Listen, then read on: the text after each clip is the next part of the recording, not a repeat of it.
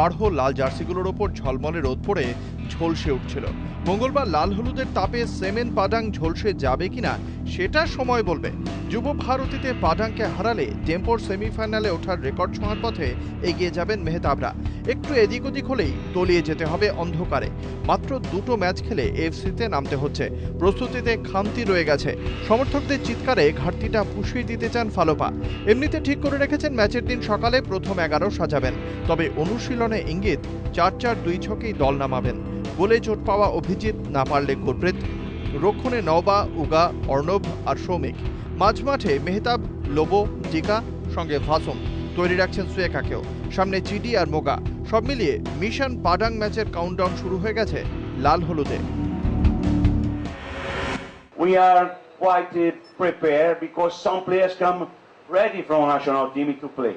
So we are happy and happy to participate in this very important game tomorrow.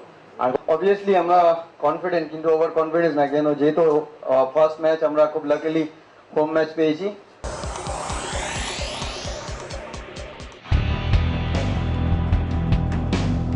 East বেঙ্গলে সুয়েকা episode চলছেই।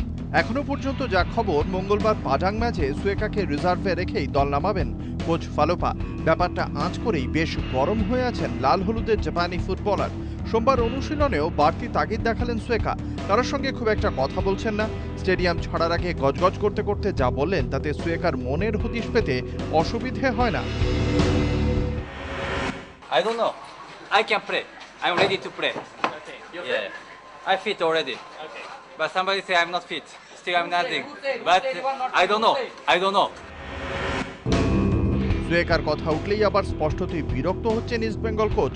সোমবার যেমন সুয়েকাকে নিয়ে প্রশ্ন হতেই কোচের সাফ জবাব, এটা দারুণ প্রশ্ন। কি বুঝছেন? ব্যবধানটা ক্রমশই স্পষ্ট হচ্ছে যে।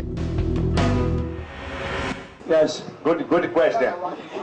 I have the ain't no problem. They say Sweden start tomorrow. They start 18 players. I decided tomorrow 3 hours before the game. Okay, the team we play.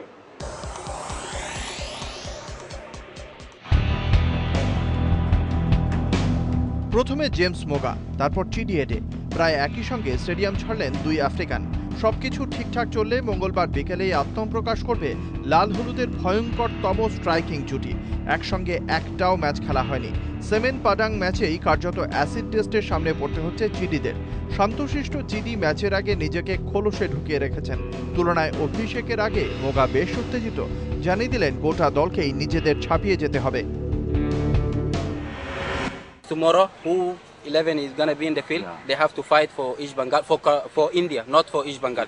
Because tomorrow we're gonna take India name, not East Bengal name. Tomorrow we have to fight for India.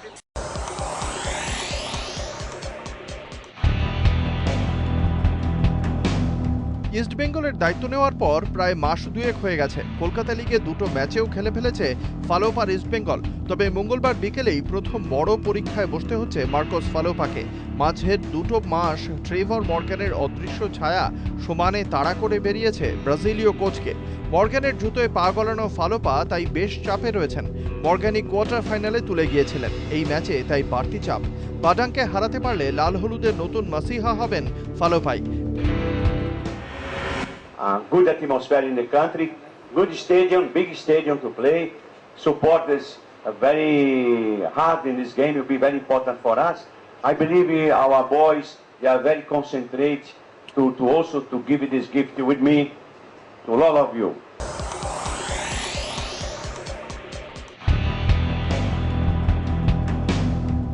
এক point নয়, কলকাতায় এসে 3 পয়েন্টের হুঙ্কার দিয়ে রাখলেন Edward Wilson. মোহনবাগানে অনেকটা পাকা হয়ে গিয়েও কলকাতা আসা হয়নি জুনিয়রের। সেমিন পাডাংয়ে তিনি সেরা অস্ত্র। কম কথার উইলসন মেজাজে থাকলে দুঃখ আছে ওপারাদের, সেটা নিশ্চিত।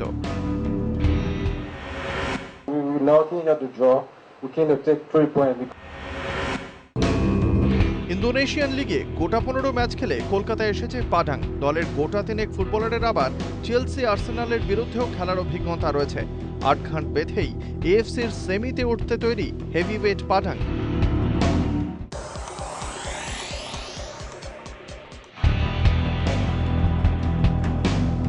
এএফসির মহারণের আগে প্রতিপক্ষকে নিয়ে ভাববেন কি? ফিল্ড টার্ফ নিয়েই মাথা খারাপের জোগাড় সেমেন পাডাংয়ের। অনেক মাঠে খেলেছেন, কিন্তু এত নিম্নমানের টার্ফ দেখে পাডাং ম্যানেজমেন্ট প্রচণ্ড বিরক্ত। টার্ফ নিয়ে মুখবেজার ইস্টবেঙ্গল ফুটবলারদেরও। যতদিন যাচ্ছে কৃত্রিম ঘাসের মাঠ চোটের আতঙ্ক বাড়াচ্ছে। মেহতাব তো বলেই দিলেন, এই টার্ফে আর যাই হোক, ভালো ফুটবল হয় না। ক্রিকেটও টাফ নয়, যেটা আমরা লাস্ট চ্যাম্পিয়ন রাওয়াতের সাথে আমরা খেলেছি সিঙ্গাপুরে, মানে এত সফট আমরা বুঝতে পারিনি। লাস্ট ইরাকে যখন খেলেছি তখন আমরা বুঝতে পারিনি ন্যাচারাল গ্রাস না ট্রাফ। আমার মনে হয় এটা প্লেয়ারদের খুব ক্ষতি হচ্ছে।